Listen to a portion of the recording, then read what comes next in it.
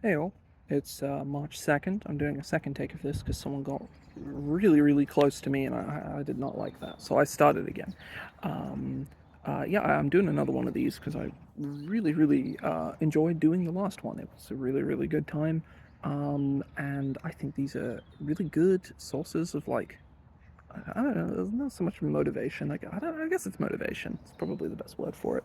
As I'm sure you can see by the two different tones on my face, it's brightened up pretty significantly here. It's still muddy as hell. It hasn't actually rained that much. It was just so much fucking rain that it's still just in the ground. And it's not going to go anywhere for at least the rest of the month, I would think.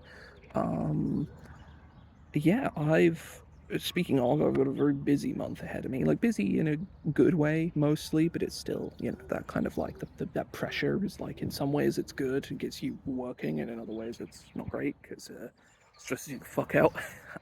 Like, am I gonna die of some kind of heart-related stress or stress-related heart issue in my 40s or my 50s? Probably, but like we ball. I guess. Uh, um, yeah, I've actually written notes this time, so I might ramble a little less. And I've also, I fucked up the first take of this anyway, so extra might not ramble as much. Um, on Friday, just gone, I released my second free one-page adventure, Indigo Horizon. Um, I'm pretty happy with it. I went through a phase of being not happy with it, but I think with hindsight, a lot of that is down to me sort of coming to sort of some like realizations, I guess, about my writing. Um, Not necessarily like bad realizations per se, but like things to keep an eye on for the future, particularly. And that kind of soured me on the adventure a little bit initially, but I think a lot of it was just me kind of overreacting and being like overly critical because I was really, really happy with Last Much Adventure, Daughter of the Well. I think it's probably one of the best adventures I've ever written. I think I forget if I mentioned last week, but I'm like, I really feel like I have a high bar to clear to make an adventure that is better than Daughter of the Well, especially in this series, with these like constraints. Um, but I'm very happy with Indigo Horizon. For those who don't know, I'll put a link to it below. It is free. Like like I ain't trying to sell you anything. I guess technically I am, because if you buy my free stuff or you download my free stuff and you like it, you might be compelled to buy the stuff I'm selling for money. So technically I guess it's an ad, but like, whatever. Just download the free thing. If you like it, I don't know. Do what you want. It's your fucking life. It's your money. uh, um, it is about a wizard's experiment that's gone very, very wrong for reasons that you can read about in the adventure. It has exploded his tower, and basically, I say basically, it has destroyed the surrounding town. Like, categorically, the town's fucked. Like, shit is fucked. And gravity basically doesn't really work anymore. There's enough to like keep you grounded on the floor, but it's like you can jump really high and fall damage doesn't hurt, that kind of stuff. Um, the premise of like ascending this destroyed floating tower is cool. I like it. I've seen it in a number of things. I realize now there's an influence I didn't write down on the itch page. I should do that later. It was an adventure that I forgot about. I should write that down. Either way, um, the there's a bug on my notes. Go away, bug. Yeah, go away. Um, the big thing, the big takeaway of like, regardless of the fact that I'm happy with the adventure, I think the like premise, I really like the premise. Even if the raw like macro premise is not super original, obviously it isn't. Nothing's original, but like the like inner workings and like the reason why everything is happening, I think is kind of novel, and I like it. The thing that I think that the big thing that I can't like rationalize about it is, it's not that it's too big for a one-page adventure, because there's definitely an argument that you can make that basically any one-page adventure could be longer, or could even be better if it were longer. I don't necessarily subscribe to that, but like that's like a potentially valid argument you could make. Um, but the vibe, like the thing I just described to you, was like kind of bombastic, and it really, I think the adventure really struggles to like. There's a lot of tension, I guess, between the scope of the problem and the fact that it's on one page. And then the map on the back, especially. Like, I talked a lot about cartography last time and about how expensive it is if you yourself are not a cartographer. I like point maps, I think they're great. I think they are very equalizing as well because anyone can make a half decent point map in basically any software. Like, you can make a half decent looking point map in Microsoft Paint. Like, it'll probably look better if you do it in Illustrator, but you don't need to. Um, the I use, I have Illustrator, but I don't really need it. I'm just a stickler for symmetry, and Illustrator does all the symmetry for me, or helps me with the symmetry, whatever. Um, so yeah, I'm very happy with the vibe. I'm very happy with how weird it is. I like weird adventures. I like the monsters a lot. I like the main monsters in the adventure. The entropy fish. I just think they're super cool. They just kind of hit me like a bolt, like a fucking bolt in the blue. Their influence is very, very clear. So I'm sure those who in the know will know, and those who read the page and understand where the influences come from will be able to ascertain just immediately. But I'm very happy with the adventure overall. The other thing, the thing that this adventure and also next month's adventure, which is already written and finished, I want to do some layouty stuff with it, but like it's done ostensibly. Um, I am getting to the point where I'm really over relying on the wizard does dumb thing trope as the inciting incident for adventures. Off the top of my head, I can think of 4 adventures that I've written, and I've not written that many adventures. Like, I've written, I guess at this point, I've written 8 adventures. So that's like 8 of these sort of OSRE style adventures. So that's half of them. Where their inciting incident is wizard does dumb or evil thing. And like the exact motivations, the characterization of the wizard, the reason that the wizard fucked up, the emotional beats of the story are different, yes. But when it feels it feels like a crutch. And I don't like that it's a crutch. I need to be like I need to be mindful. And mindful's a bit much for it, but like I need to not let it be a crutch. I need to stop.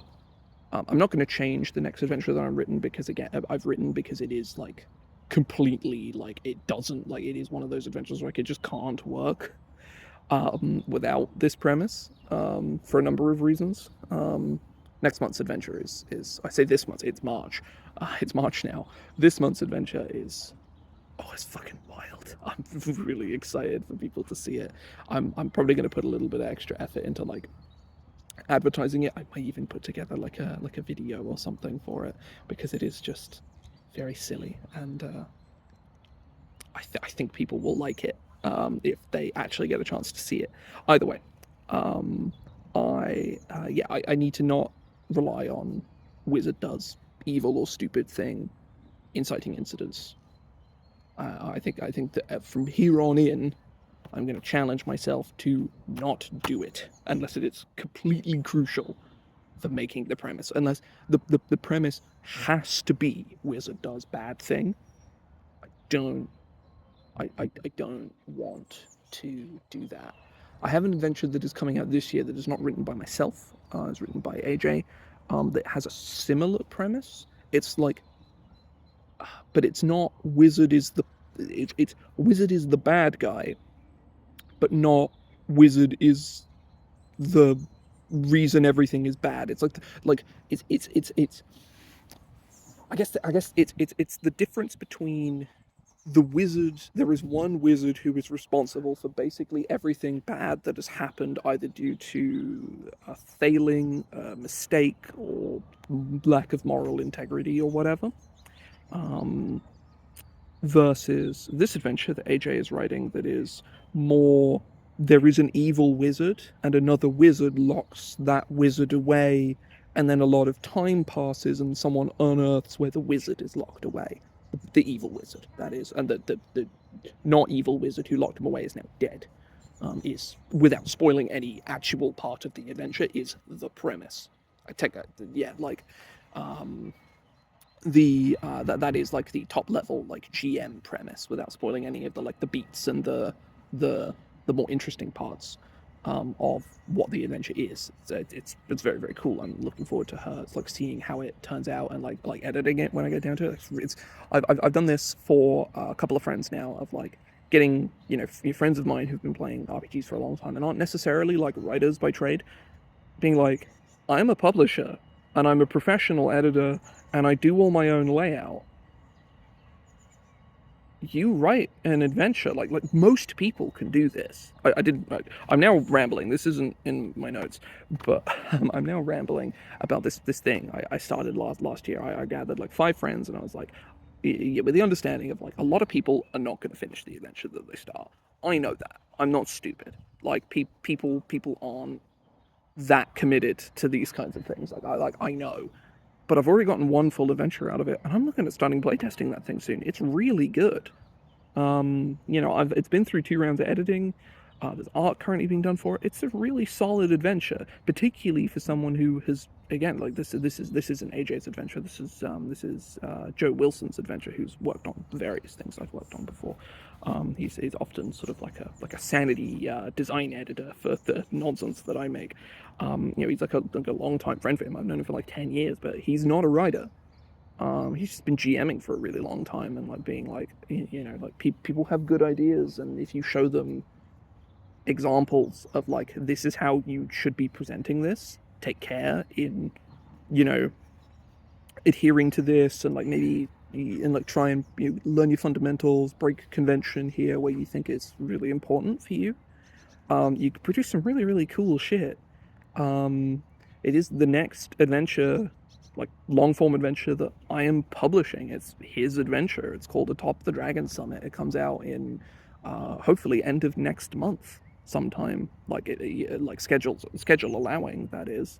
Like, that's kind of sick, right? Like it's being in that position, it's pretty fucking awesome. But yeah, I've waffled on about that enough. I've got a few other bits that I'm sort of working on at the minute.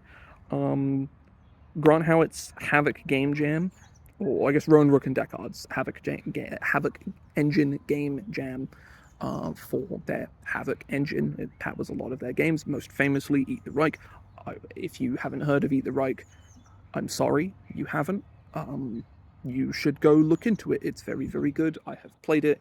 It's fucking phenomenal. It's also the objectively the prettiest TTRPG book that I have ever seen, and perhaps that has ever been produced. It is a fucking work of art, that thing. It is incredible. And the game is but more importantly, let's be real, the game is fucking fantastic. It's really, really great. It's a total mindfuck for players who are not used to that kind of style of play, but like, it's well worth it. The Havoc engine in general is crazy. Huge, like if you're like a big player agency person, it's like, this is player agency squared. it's nuts. But they're doing a games jam for people designing basically whatever the fuck they want for the Havoc engine. It's just for this month, and I really like Eat the Reich. And there's a monster in Eat the Reich called the Werehund. It's like it is a World War II German. Won't use the word, but you know the word. Like werewolf human experimentation type situation. It's sort of got like a Frankenstein kind of deal to it. It's pretty cool. But you know, it's made by the German military in World War II, with a sort of weird esoteric sciencey kind of bent in the way that those people in World War II had, because they were stupid.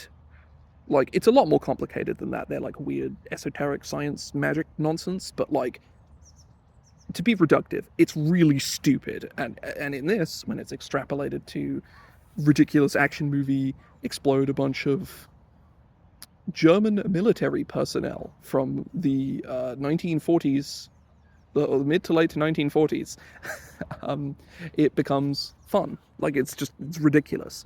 And that's what the game is about. And I was like, well, werewolves are cool. What if I make a hack of Eat the Reich about werewolves? It doesn't have a name yet. It took me a long time to realize Eat the Reich is a pun on Eat the Rich. So I need to come up with a pun for this. Maybe I could do like a subtitle thing. Maybe like Eat the Reich, werewolves in Berlin or something. Like, I don't know. Lichens in Berlin. Who fucking knows? Maybe that is what I'll do if I don't come up with like an actually good pun name. But I'll work it out. Either way, that's what I'm doing. Was working on it earlier. I've been making characters for it. Basically, I don't know how deep into like actually writing and sort of hack, I guess, of Eat the Reich. Like, it's I guess it's more like a mod of Eat the Reich. So,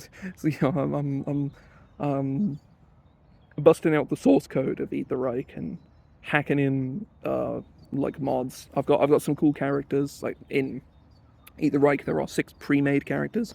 You're not generally supposed to make your own. You can, obviously. Like, it doesn't really matter. But like, it's more interesting if you just pick one of the 6 characters and flesh them out yourself. And I think I've got like 4 concrete characters that, like, I'm 100% doing these, and I'm pretty happy with the ones that I have.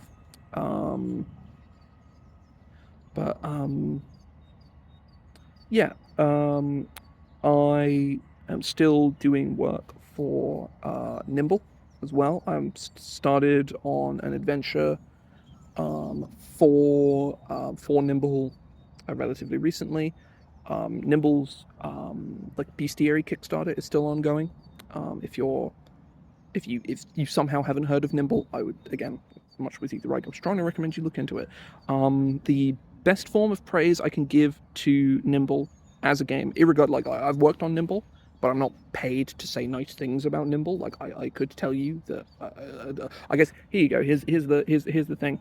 The Nimble is a game that is designed on an ethos that I, as a player, less so as a designer, but more as a player, fundamentally I'm not interested in. That kind of, I want to trim the fat off of TTRPGs, like strip them down and make something simple.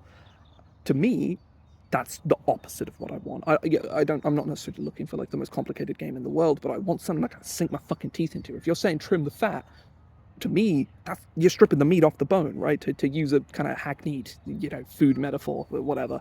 But despite that being Nimble's design ethos, that's like the whole thing that it's designed around, I think it's fucking great. Like, yeah, it's a testament to how well it's put together, that it takes, an ethos that I like fundamentally am not interested in and makes a game I actually really like out of it. It's a real privilege to work on Nimble. I think it's super cool. Strongly recommend you go give it a look. It's also like very reasonably priced. From everything that I've seen and everything I've heard, is that Evan is like really wants his game to be like affordable and available for as many people as possible, which I think for somebody on his sort of like production level of having like a higher profile game and also having a very small team is a really smart business decision generally, but also it's just cool, right? Like, giving away your game often for free and sometimes very cheaply is, I mean, it's just really fucking cool. I really like it when people like are a little irreverent in that way, I guess. I like that. But yeah, obviously I can't really say too much about what I'm working on for Nimble, but I'm writing adventures for them and it's a good time. I started work on that. Started a new campaign in like my home game. I won't waffle on about that. This has been going too long already. I've gone on too many tangents. But it's going well. I ran a first session. It's sort of a one of my players was like unwell for a very extended period of time, and while it's obviously not her fault that she was unwell, that kind of kills the pacing of the campaign and everything. We were in that kind of like death spiral of like sessions cancelled. We get up to something really important and the session keeps getting cancelled. And it was like, okay, right, the medicine for this is pull the fucking ripcord. We're doing something else. We're starting a new game. We're going to reignite everybody's like excitement in doing this. And so far, that's going really well. People seem really happy with the characters they've made. People seem really invested in the world and the hook that I've sort of provided for them. Um, that's going great. I have another session this Wednesday, and then from there we're probably going to play bi-weekly for a little while that player particularly is like getting back into the swing of having playing after not really playing at all for over a year, or barely playing for over a year. On a similar note to that kind of like player hook, the last thing I kind of wanted to touch on was I forget where I saw it specifically, and if I did, it was somewhere so specific there's no point mentioning it. It was in a Discord server. Somebody posted like a really interesting video, of like it was a guy with like 300 subs, like very tiny channel, expounding very dramatically. And I'm not saying that to shit on the guy, but he was like very like, this is what I believe very strongly, talking about the job of the player at the table and making a number of very, I would say, bold claims about certain things that are just categorically not the player's job. And I thought it was really interesting. It was one of those things where I'm like, it's one of those like really fascinating things where I'm like, I understand why you're saying this. I know where I can tell what you like and the kind of game that you like based on the opinions that you have, but I almost and I agree with the premise of what you're saying, but I disagree fundamentally with all of the conclusions that you have. And that again, like there's zero shade to the guy whatsoever. He was like, the guy is very clearly like, he is an OSR agency head guy, and that is what he wants, and he really kind of loathes that like modern, the GM is the storyteller, the stage setter, and like pushes the players onto stage and has them go about the story. In this campaign, you'll be doing this, and then the players kind of are like, they're not the idea of like this sort of non-linear railroad kind of thing, like that kind of like the campaign has a specific direction from frame one, but the players are free to approach the destination, I guess, in whatever, however they want, generally. And he hated that. He fucking hated it, like genuinely despised it. And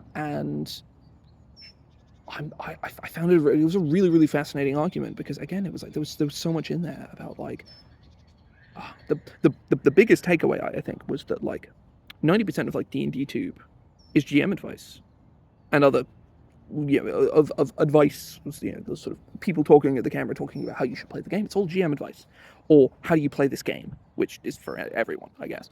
And GM advice is great. It's useful. Like GMing is really fucking hard. There's basically no player advice, and a lot of that can be chalked up to the fact that like GMing across different games is usually kind of similar. It's very transferable. But with players, sometimes that's not true. But I would argue, no, it mostly is. Like most player skills can be transferred from game to game pretty seamlessly. I'm just really interested in kind of putting, like, someone's riding a mountain bike up a road which is like 500 feet that way. I can like see up the hill toward the road. It's so far away. It's so loud. I'm really interested in like maybe trying to like put together like a video or something that like where I can sort of talk about that kind of stuff, but I'm not a videographer. I don't have any video editing software, and I certainly couldn't do it in one take. Um, and I'm really interested in giving that a go. I think it would be really interesting to sort of put like my perspective on. I'm not like trying to like belittle players either. Like, oh, you're shit. Here's how you become not shit. Like, no, I don't want to do that. I want to be like, okay, these are mistakes that I see players making that makes them have a worse time. Here's how you fix that. And I have like a few sort of things that I've learned over time of like watching other people struggle with certain aspects of play that might be helpful for people, and I would really like to share it. It's time and learning a bunch of new skills, and or relearning a bunch of old skills, should I say. I did used to know little bits of video editing, but it's been a very long time. But that's my God, it's been 25 minutes. Jesus Christ. I wanted this to be shorter. Fuck. Um, uh, that is, I think, everything for me this week. So come back next week, I think, probably with less. Generally, I might sort of talk a bit more about like the adventures that I'm writing, particularly the one pager stuff. Like I haven't made much progress on April's adventure. I don't want to fall behind on that because that's like I always want to be 2 months ahead. Otherwise, I will start, or I'll be like, oh god, I need an adventure done next month, or oh god, I need an adventure done this month. Like that's a terrible position to be in. God, I should get back into streaming. I wish my computer's falling apart. I wouldn't be able to handle it. But like streaming adventure writing, I've done it before. It was really fun. I should do it again. Either way, I'm gonna head off because I need to I need to go to the fucking shop, man. What time is it? Yeah, it's 4 o'clock. That's fine. Yeah, I need to go to the shop and then go home and probably cook dinner soon. So I'm gonna go do that. Have a good week. I'll probably be on this fucking bench again in 7 days' time. Bye.